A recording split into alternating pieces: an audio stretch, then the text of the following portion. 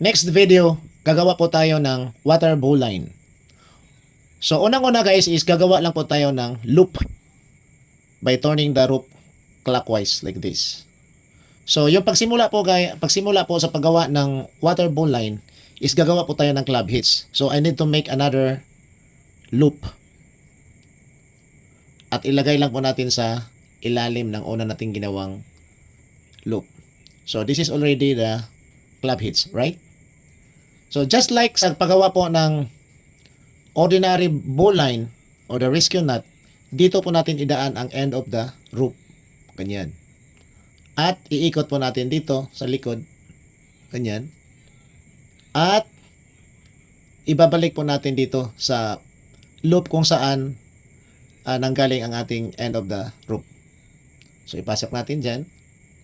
Pagkatapos higpitan lang po natin. Pero hinawakan po itong dulo guys. Oh. Ganyan. So hinigpitan po natin yung unang loop. At para mahigpitan natin yung dalawa na club hitch natin, ito lang po, bubunutin na po natin to para mahigpitan po natin ang ating water bowline. So ito na po siya guys. This is very easy kung kayo na po ay nasanay na pong gumawa ng rescue knot or the ordinary bowline. Thank you for watching.